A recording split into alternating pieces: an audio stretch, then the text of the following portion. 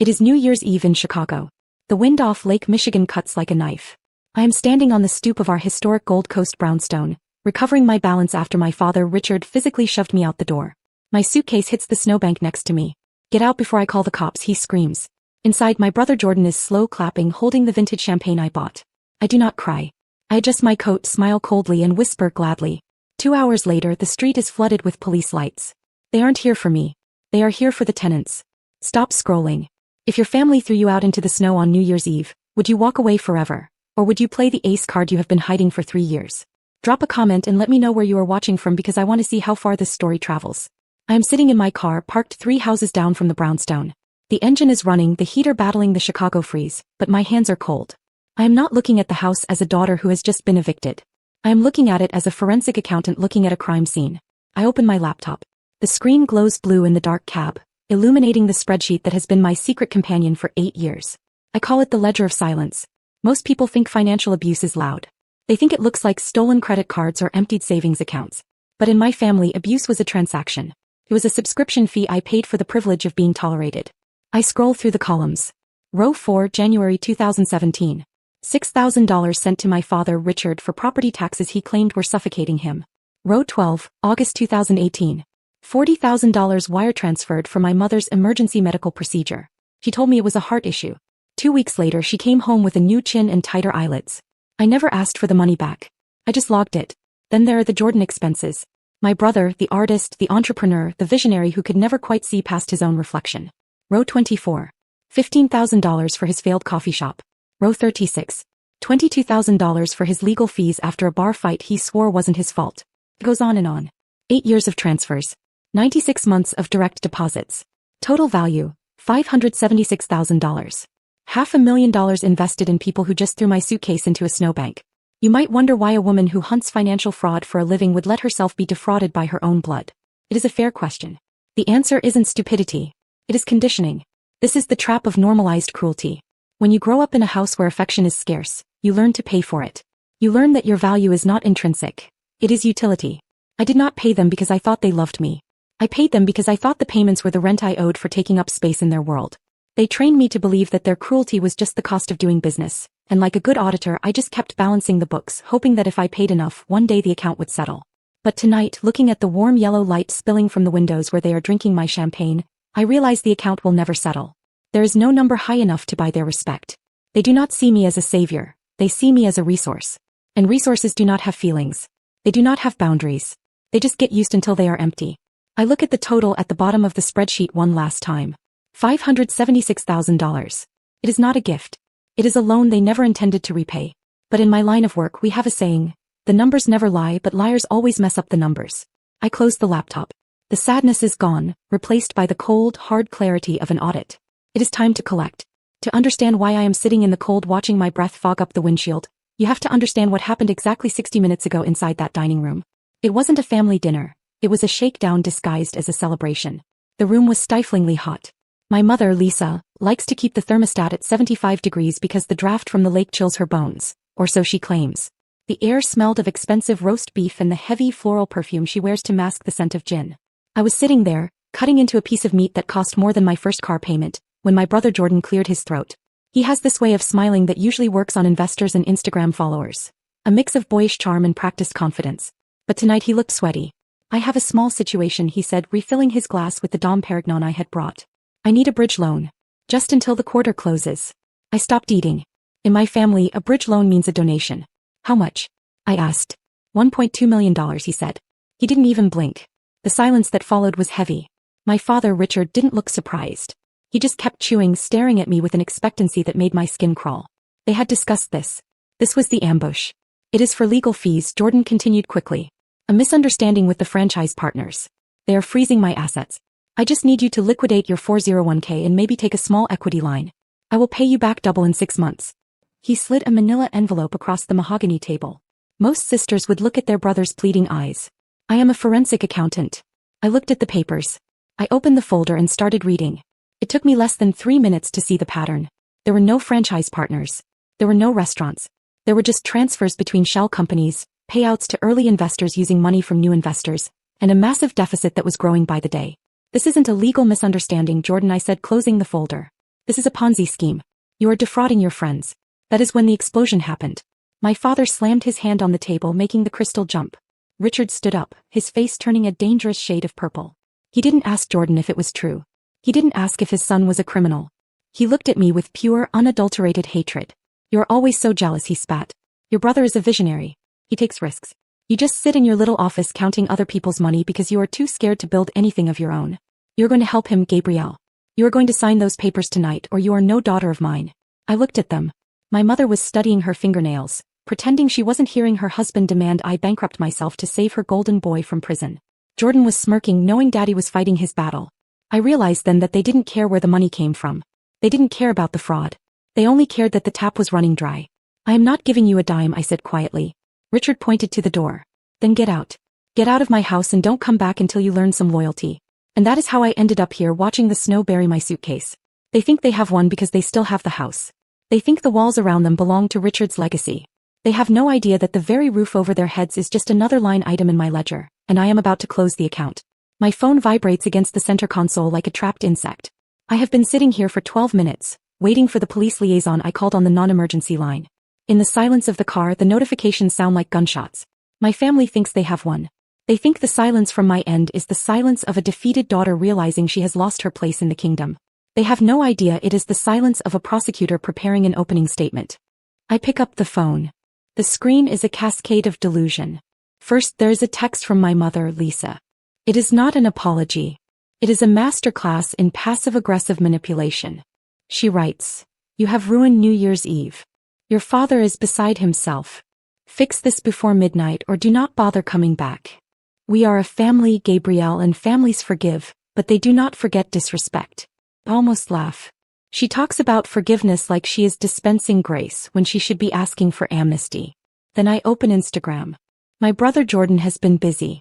He has posted a story. It is a boomerang of him popping the cork on the vintage Dom Perignon I bought 3 hours ago. The caption reads, "Cleaning out the toxic energy for 2025. Hashtag new beginnings. Hashtag entrepreneur life."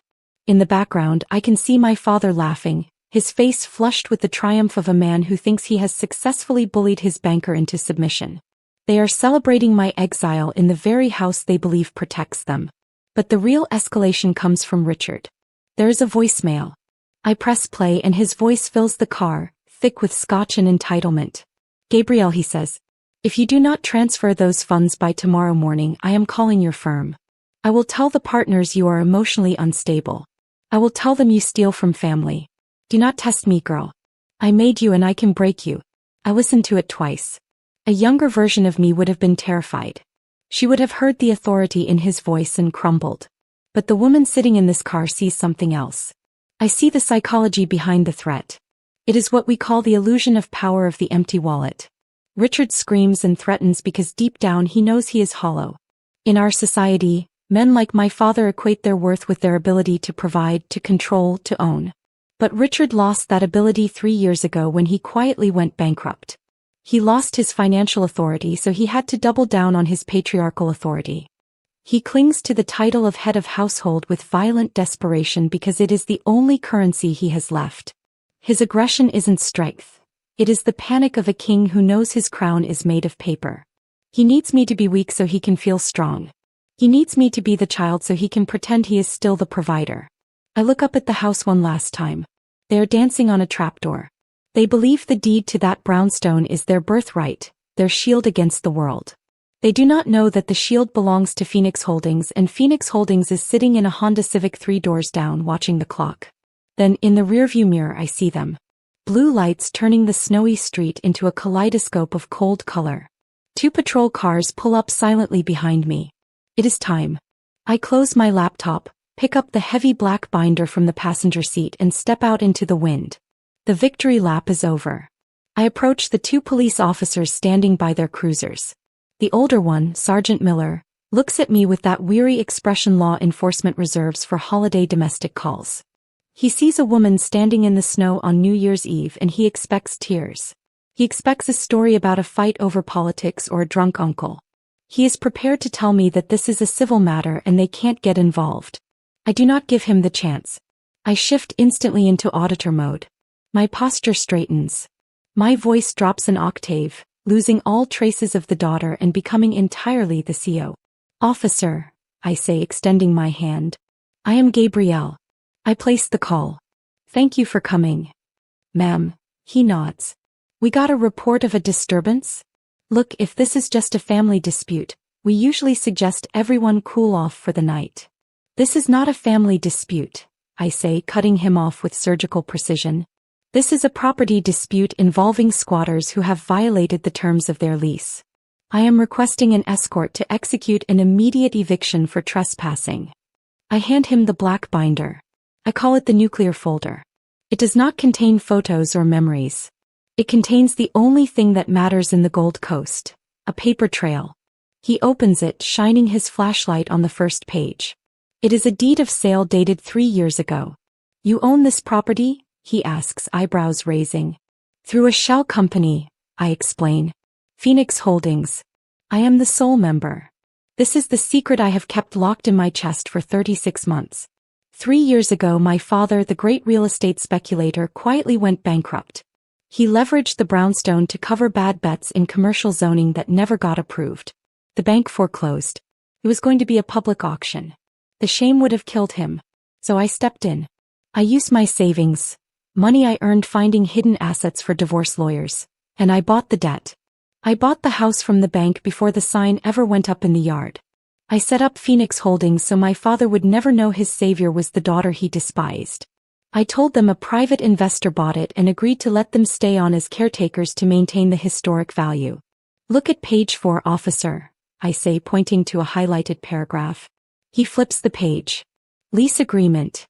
Tenant, Richard and Lisa. Rent, $1 per year. And the good conduct clause, I add. Clause 7b. Tenants agree that any act of verbal abuse, physical aggression, or harassment toward the landlord or the landlord's agents constitutes an immediate breach of contract and forfeiture of tenancy rights. Tonight, when Richard shoved me into the snow, he didn't just assault his daughter. He assaulted the agent of Phoenix Holdings. He violated Clause 7b.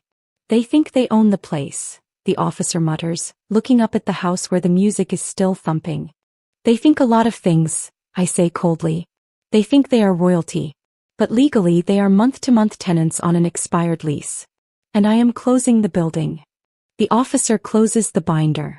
The weariness is gone from his face, replaced by professional alertness. He looks at the house, then back at me. Hey, Miss Gabrielle. Let's go have a talk with your tenants. I walk toward the house with 2 officers beside me. I'm not shaking anymore. I feel the same cold clarity I get before serving a subpoena to a CEO who thinks he hid the fraud perfectly. The audit is done. Judgment is next. As our boots crunch on the frozen driveway, my mind isn't on the eviction. It's on the secret I never told the police. The double-dip theft. People assume I bought this house to spite my father. They're wrong. I bought it because 3 years ago in the digital trash bin of his computer I found the truth. Massive wire transfers draining my parents' retirement. $400,000 funneled into a Cayman shell named J Prime Ventures. The golden child hadn't lost his own money. He'd emptied our parents' entire pension to bankroll leased supercars and nightlife. They think they're secure in a high-yield fund. In reality, they're broke and their favorite son robbed them blind. I could have sent him to prison, but it would have destroyed my mother. So I used every dollar I'd earned tracing hidden assets for Fortune 500 firms and bought the house to keep them off the street. I laundered their survival. And tonight, Jordan tried to steal again. This time by mortgaging my property to cover his collapsing Ponzi scheme. They celebrate him while preparing to exile me. Victims worshipping their executioner. On the porch, Sergeant Miller knocks. My father opens the door, smug, scotch in hand, expecting the police to enforce his rule. Instead, Miller steps aside. I show the deed. Phoenix Holdings. Owner, Gabrielle Royals. The scotch shatters at his feet. Jordan screams theft. I remind him I bought the house with the money I recovered from the accounts he drained. The officers give them 30 minutes to leave. My mother wails. For once I feel nothing. Only release. This isn't an amputation. It's a surgery. I'm removing a tumor that lived rent-free in my life for decades. Later, after they're gone, I walk through the quiet house. I pour out their abandoned champagne, sit in my father's leather chair, and send an email awarding my mentee Elena a full scholarship. The exact money I used to send my parents every month. Outside, fireworks bloom over Lake Michigan. It took $576,000 to learn this. You cannot buy respect from people who live off your shame. The ledger of silence is closed. The locks are changed. The owner has finally moved in. Happy New Year.